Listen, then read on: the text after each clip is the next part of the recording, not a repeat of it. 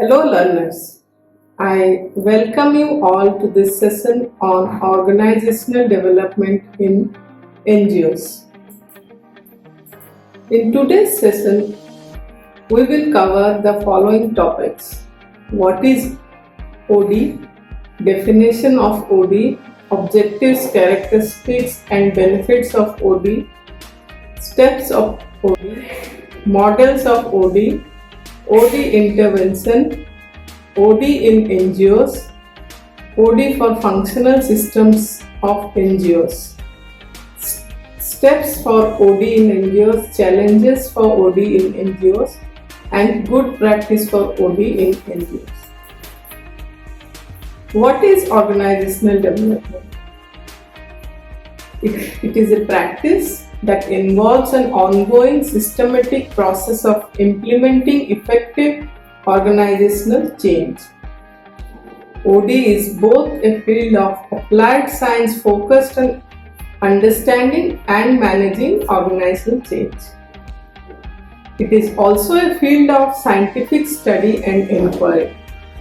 OD is an interdisciplinary in nature and draws on the disciplines of sociology and psychology. The famous psychologist Kurt Lewin is the founding father of OD, and this concept became mainstream in the mid-1950s and it began in United States of America. There are numerous definitions of OD, but let us go through some of the famous, widely accepted definitions of OD. Richard has defined OD as an effort which is planned organization-wide and managed from top to increase the organization effectiveness and health through planned interventions in the organizational processes using behavioral science knowledge. Benmis has defined OD as a response to change, a complex educational strategy intended to change the beliefs, attitude, values, structure of organizations so that they can better adapt to new technologies, markets, challenges, and decreasing rate of change in itself. This is one more definition which is very famous given by French and Bell.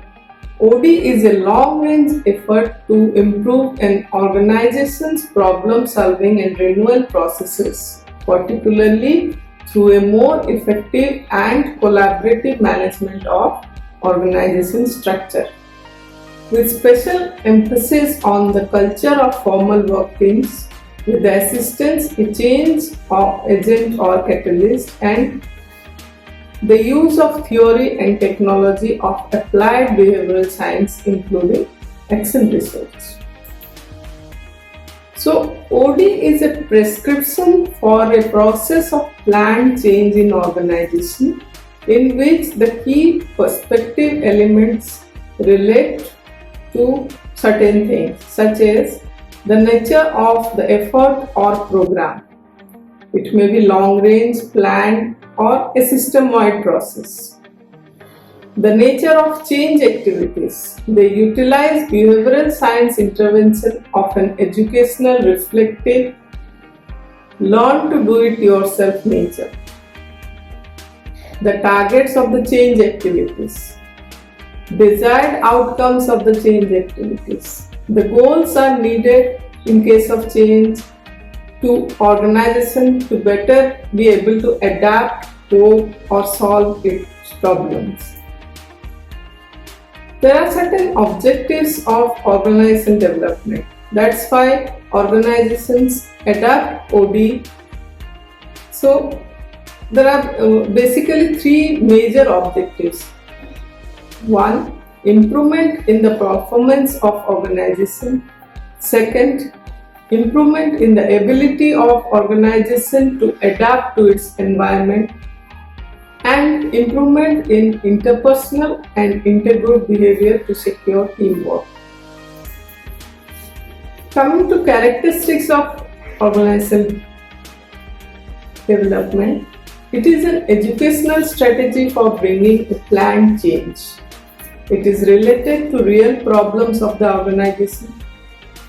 It's a laboratory training method based on experienced behavior that are primarily used to bring change. OD uses change agent or consultant to guide and effect the change. OD seeks to build problem-solving capacity by improving group dynamics and problem confrontation. OD reaches into all aspects of the organization culture in order to make it more humanly responsive. OD is a dynamic process. It recognizes that the goals of the organization change, hence the methods of attaining them should also change. OD utilizes system thinking. It is based on open and adaptive systems concept. OD is research based. Change agents conduct surveys, collect data, evaluate, and then take the decisions.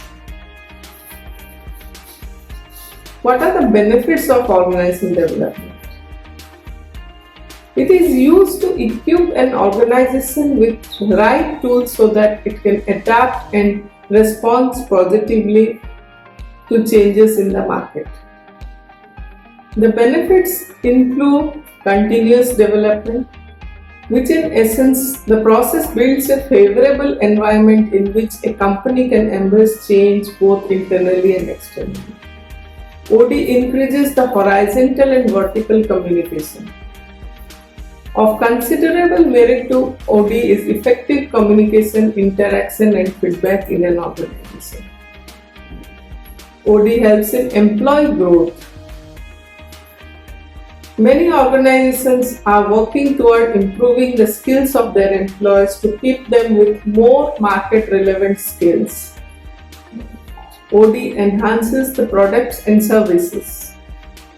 Innovation is one of the main benefits of OD and is a key contributing factor to the improvement of products and service. One approach to change is employee development. A critical focal point is reward for motivation and success. OD increases the profit margins of the company. It influences the bottom line in many different ways. As a result, there is an increase in productivity, innovation, profits, and efficiency. Costs come down because the organization can better manage employee turnover and absenteeism. OD helps in reducing the conflicts. It identifies ways to deal with conflict in organization. It creates an action plan for resolving these conflicts so everyone can work in step towards the organization's common goal. OD helps in strategic planning for future growth. It creates a mindset. You determine the steps to effectively achieve this plan. OD is also aligning teams. It helps the teams towards the same goal, keeping the company running efficiently. OD also helps in assessing the company culture. A solid organizational development process can help a company to understand the strengths and areas for improvement in terms of its work environment, and then tolerate an action plan and work toward improving the company culture. There are 7 steps for effective organizational development. The diagram shows the initial consultation, data collection, data feedback, confrontation, action planning, team building, intergroup development, appraisal, and follow-up.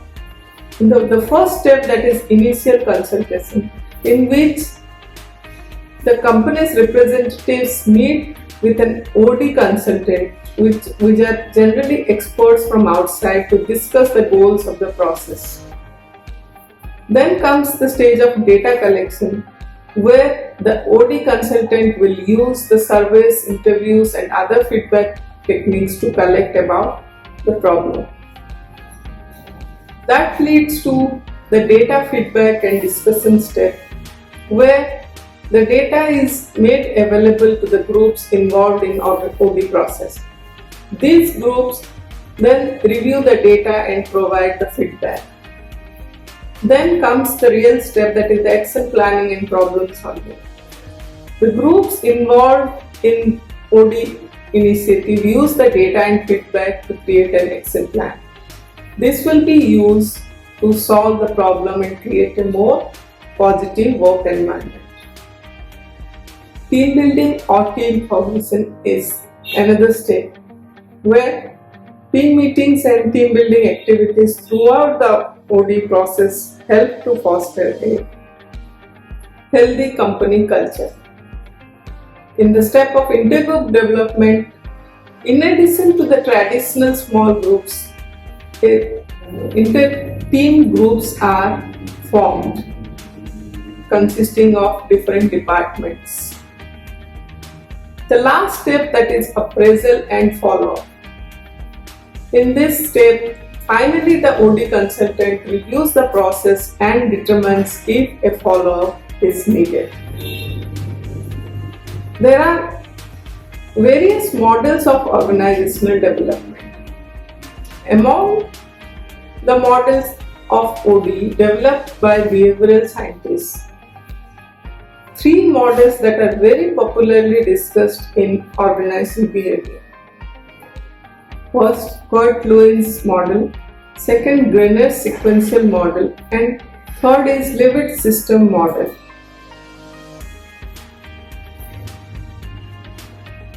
Lewin's three-stage model.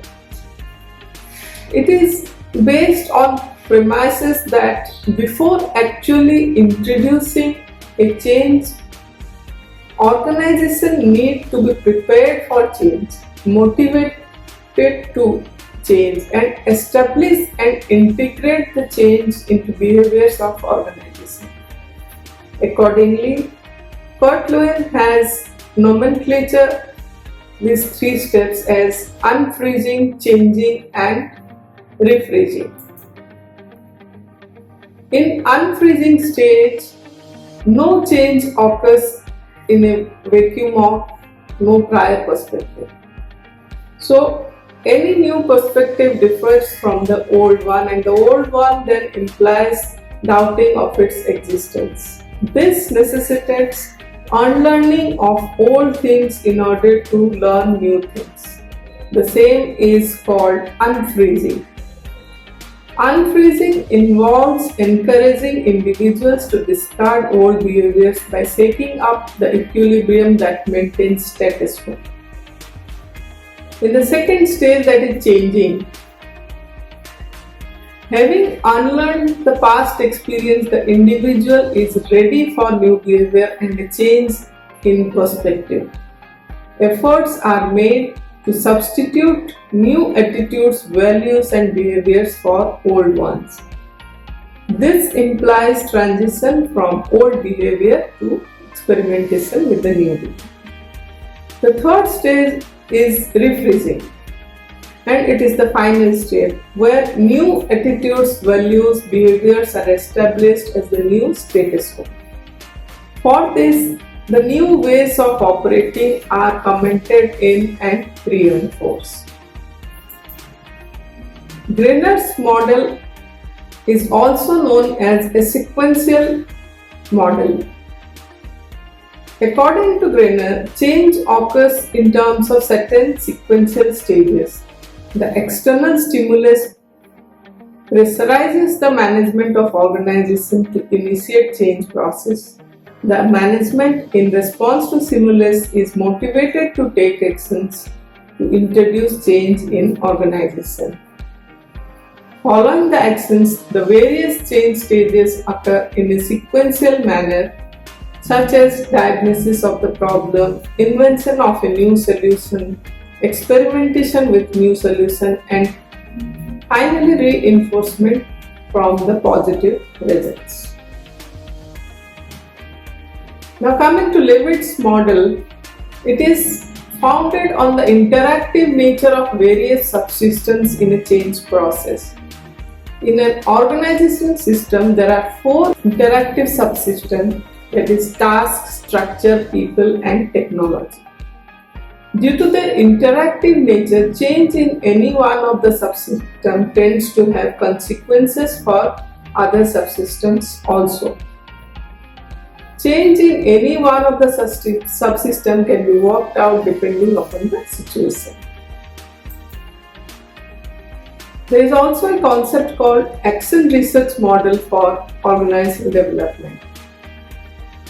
French and Bell have defined action research as the process of systematically collecting research data about an ongoing system relative to some objective goal or need of the system. Feeding these data back into the system, taking action by altering selected variables within the system based on the data and hypothesis, and evaluating the results of action by collecting more data. There are numerous OD intervention techniques. OD interventions are set of structured activities in which selected organizing units, that is the target groups or individuals, engage in a task or sequence of tasks with the goals of organizational improvement and individual development. There are many OD interventions, but in this session we will see mainly the 5 OD intervention techniques that are very famously used. Sensitivity training. It is also known as laboratory training, encounter groups, T groups. It is a method of changing behavior through unstructured group interaction. Survey feedback is another OD intervention technique which makes use of questionnaires to identify discrepancies among member perceptions and attempts to solve these differences. In process consultation is used for an outside consultant to assist a client to perceive, understand and act upon process events. In team building intervention, high interaction groups are utilized to increase the trust and openness among team members. In intergroup development intervention, where it is sought to change attitudes, stereotypes and perceptions that groups have for each other. Once OD technique is applied in an organization, it is also necessary to evaluate the effectiveness of the technique that is applied. Since it is an ongoing long-term effort to bring out lasting change in technology, structure or people, a successful OD program takes a significant investment of money and time. Managers can measure the effectiveness by comparing the results of the program to the goals before it was implemented, whether the goals are met or not. If not, why not? OD also checks the expression of managers' efforts to stay flexible. Managers recognize that events inside and outside the organization can happen quite suddenly and can create pressure for change. It provides personnel and mechanism to deal with change, control its evaluation, direct its impact on structure, technology and people. Now coming to our main focus, that is OD in NGOs. Why OD in NGOs are required? Grant-making organizations and international development agencies recognize need for capacity development of NGOs. It always rests on the principle that investing in organization and individual enables to develop the capacities needed for them to thrive in undertaking development interventions. So the expectations of NGO involvement have become more demanding and they now suffer from consequences of underinvestment in basic organization function and practices. So, OD as a component of capacity building therefore involves considering the whole organization and taking the system's view of any interventions. Why OD is necessary in NGOs? It helps the use of resources to increase the efficiency and increase the productivity. It can be used to solve problems within the organization or as a way to analyze a process without finding more efficient ways of doing things. Without OD as a part of change management, NGOs would have always a difficult time developing effective change management processes. Hence, OD is an important tool in managing and planning the organizational growth of NGOs. Many NGOs have adopted OD and they have a set plan for implementing OD in their organization. The process of OD in NGOs identifies the areas of an organization's operations where change is needed.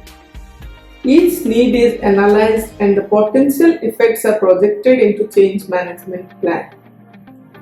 The plan outlines the specific ways in which the change will improve an organization's operations, who will be affected by the change, and how it can be rolled out efficiently to its employees. An OD analysis brings together selling demands from both the groups, that is staff and the funding institution, to help determine the rate of an organization's growth. In case of NGOs, there are majorly 6 functions which need OD intervention. They are programs, governance, management, human resources, financial resources, external relations. Now we will discuss an overview of each of these functional systems. However, these systems may differ from organization to organization. Now coming to OD in case of programs.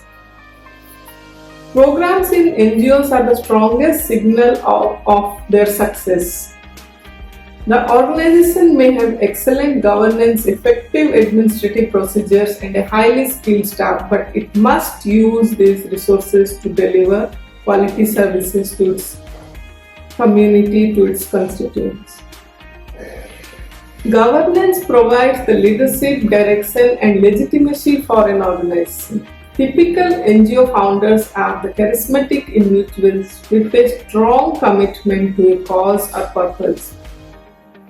However, other staff and constituents need to share the founder's understanding and commitment if the organization is to be sustained. In case of management function, it is responsible for the day-to-day operation of the organization and implementing the board's policies and plans. Both the board and management monitor the internal and external environment and are responsible for adapting to change.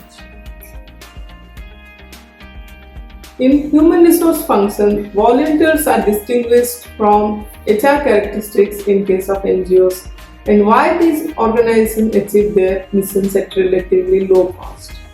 Volunteers serve on governing boards, deliver services to clients, and often act in management positions. External relations. It is essential for an organization, specifically NGOs, to build links with the supportive partners. These relationships depend on NGO becoming known within pertinent communities, establishing an image and track record. Financial resources.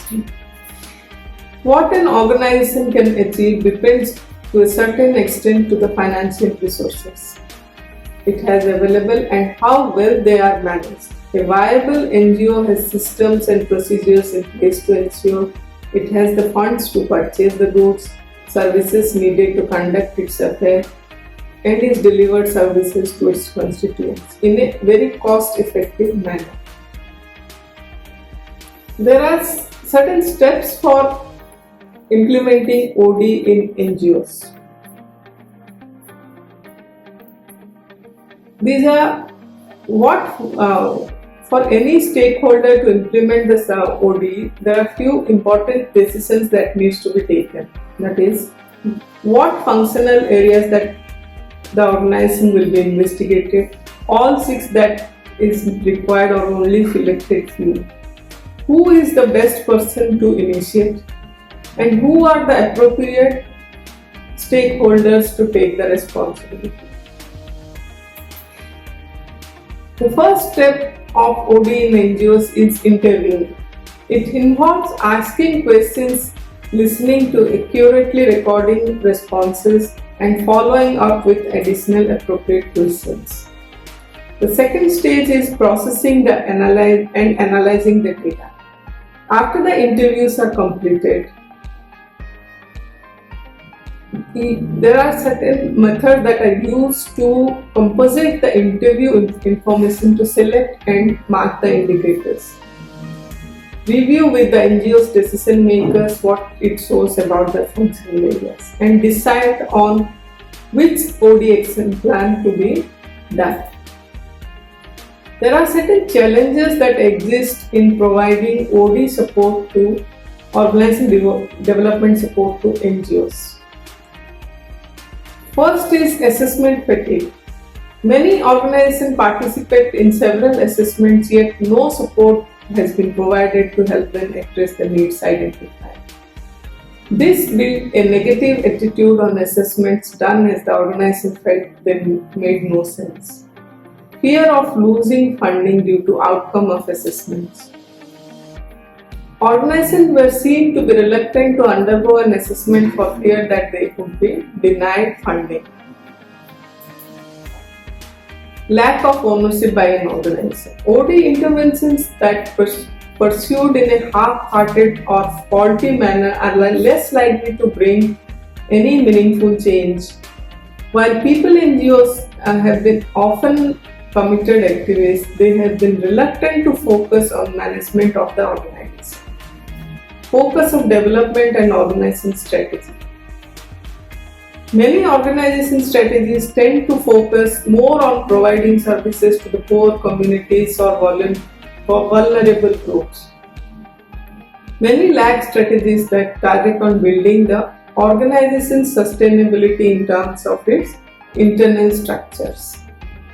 Uncommitted leadership and governance structures. The relations between board members and staff cause tensions. The difficulty of managing NGOs with operations in several countries is also a barrier.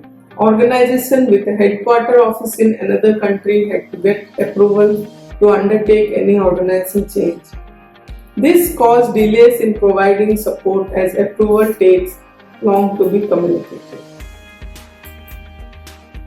There are certain good practices that OD in NGOs have taken place. Understanding the entire organization. Creating a sense of urgency on the need to change. Leadership support and commitment.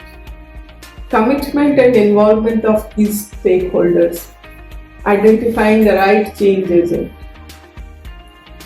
Develop and build on an existing potential strengths. Engage skilled consultants and use an appropriate mix of approaches. These are usually the good practices that are followed by different NGOs who have successfully implemented OD initiative in their organizations.